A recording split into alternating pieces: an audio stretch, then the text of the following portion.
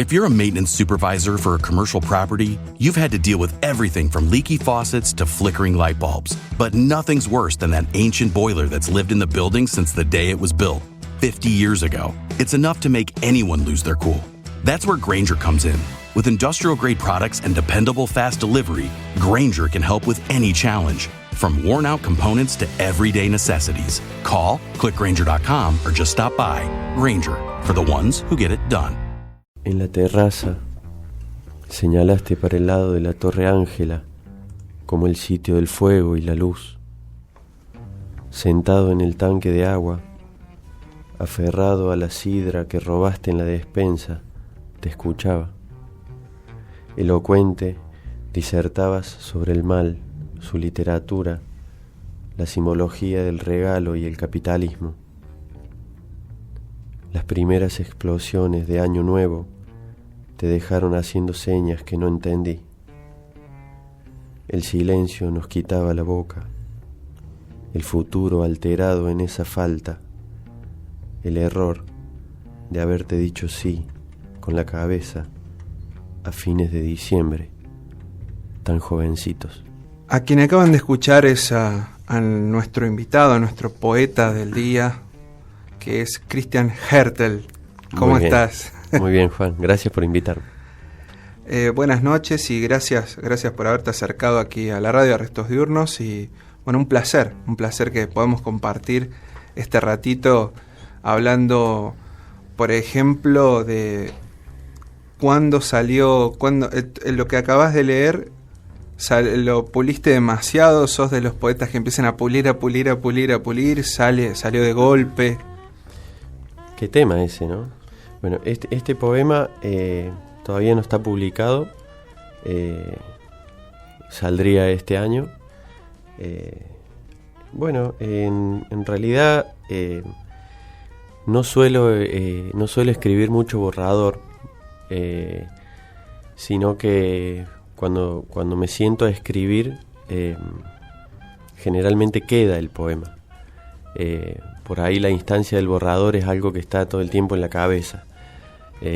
Entonces es como que fuese corrigiendo todo el tiempo ahí, y cuando voy a la compu, que generalmente escribo ahí en la compu, es porque ya va a haber ahí un poema. Ya siento que está el poema ahí.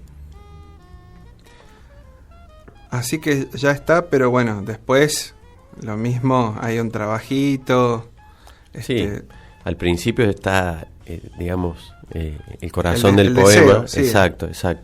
Y después, bueno, uno ya viene quizás una parte un poco más técnica, que por ahí es escucharlo. Yo necesito leerlo en voz alta al poema, porque hay cierta musicalidad que percibo, que busco que esté en los textos.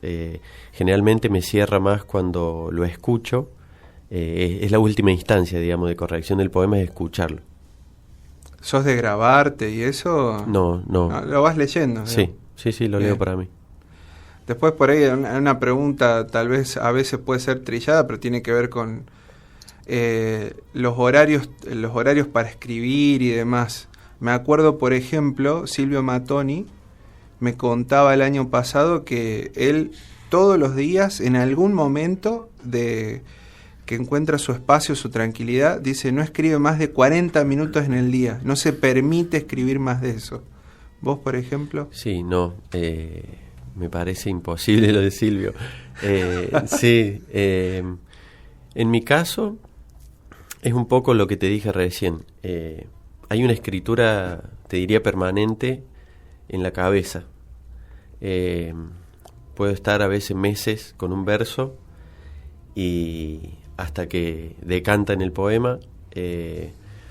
Escribo y borro, escribo y tiro, pero es en la cabeza. No tengo horarios. Me parece algo que no me va a suceder nunca, incluso tener un horario para escribir. Sobre todo por esto de que la poesía muchas veces está en lo imprevisible. No hay una programación. Sí me he puesto horarios o momentos en el día cuando voy a corregir, pero el poema ya estaba. ¿no? El poema ya está. Y para mí la corrección es un momento tan importante como el de la creación del poema. Incluso es como llegar más tranquilo porque ya está el poema. Es corregir algo que uno ya sabe que va a quedar. En cambio, en el momento creativo, al principio, siempre está el miedo, si se quiere, de que eso al otro día no haya tenido el peso del momento en que uno lo escribe.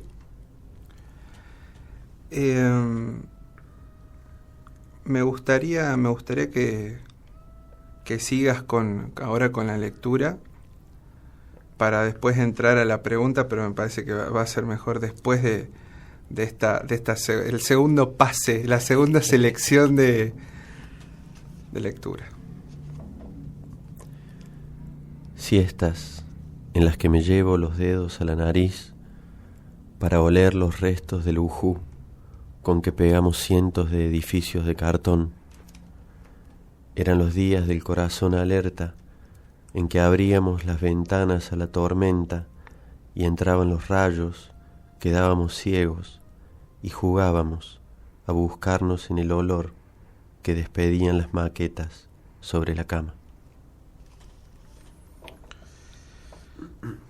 Las maquetas sobre la cama. Christian Hertel aquí en Restos Diurnos. Así que me quedé con esto que decías de que el trabajo, la creación es tan importante como la corrección. Eso lo tenías, lo adoptaste enseguida en el momento que empezaste a escribir, y le sumo, ¿en qué momento empezaste a escribir? ¿Qué momento? Empecé tarde. Tarde para lo que... ¿Qué es tarde? Claro, porque... ¿Qué es tarde? Definamos tarde. Claro. Sí.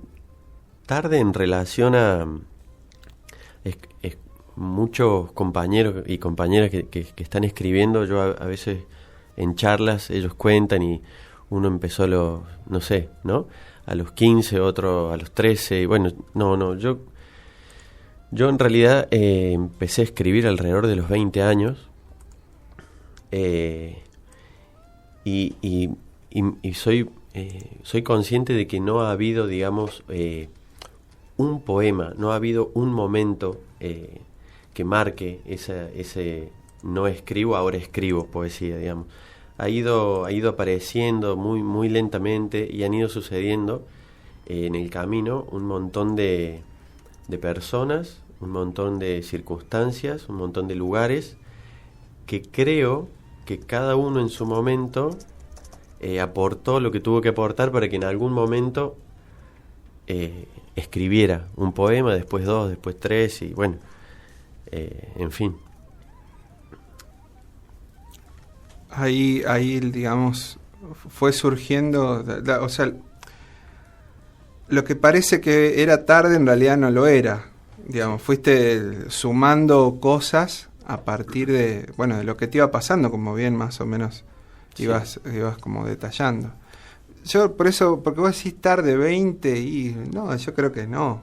Sí. Porque por ahí, viste, yo lo pregunto porque cada uno tiene sus percepciones, pero yo creo que a los 13 o a los 15 que podés escribir, pero la madurez, por más que te hayas leído una pared de biblioteca completa, la percepción y la madurez y viene después, viene con la experiencia que te da el tiempo y las cosas. Sí, entonces coincido en realidad no es tarde, porque capaz que vos dijiste más en ese primer poema que vos escribiste que alguien que escribió 7, por decirte un ejemplo, a los 15. Además, viste que tarde está un poco relacionado con algo productivista, ¿no? Claro. Como que es tarde porque deberías haber empezado antes, pero tampoco sabemos por qué deberías haber empezado antes. En realidad, a producir qué, ¿viste? Es tan incierto.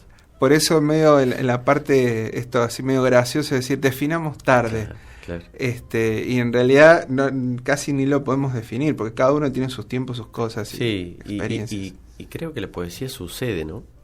Sucede, hay un momento en que sucede. Incluso en mi caso, yo me di cuenta, por decirlo de alguna forma, que escribía poesía después de haber escrito poemas.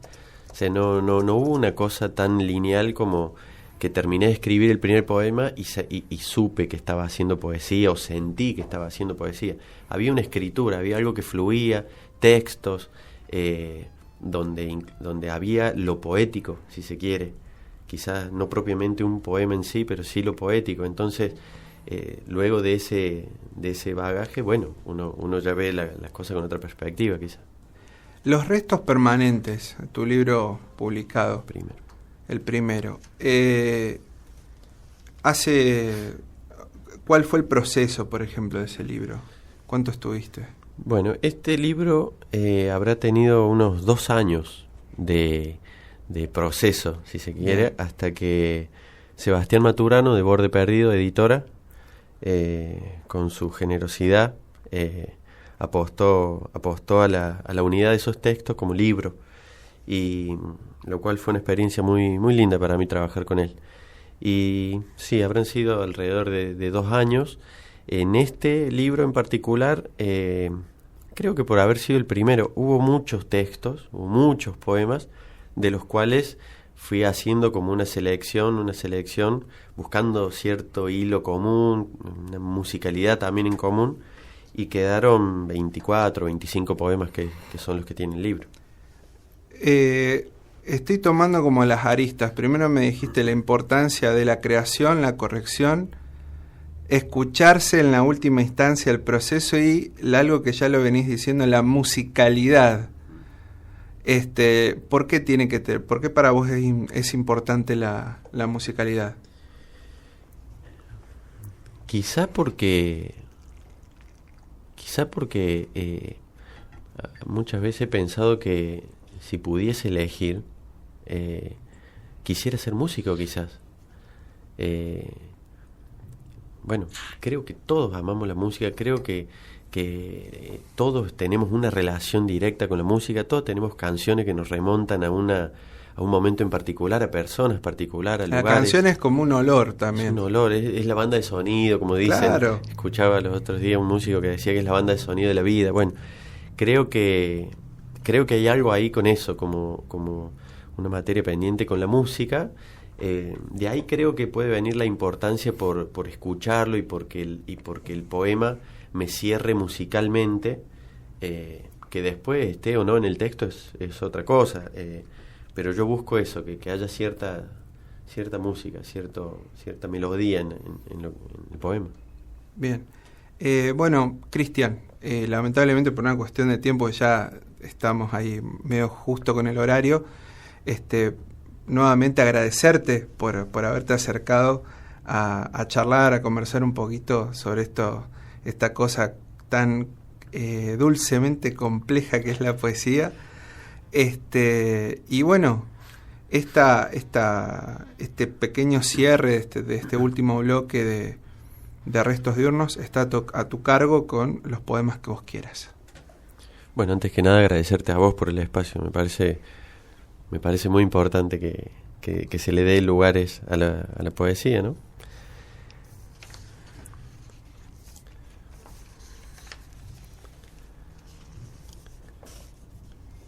Es la época en que los naranjos que dan a la casa sueltan la fruta a toda hora.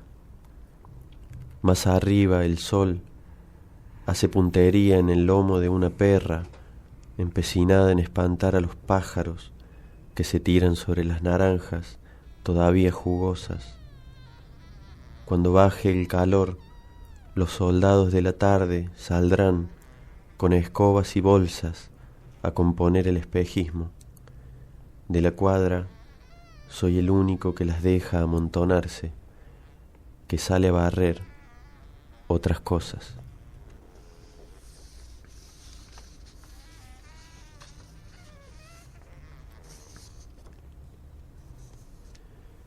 Se desprenden ráfagas al sur de la mora, hay tierra en el aire.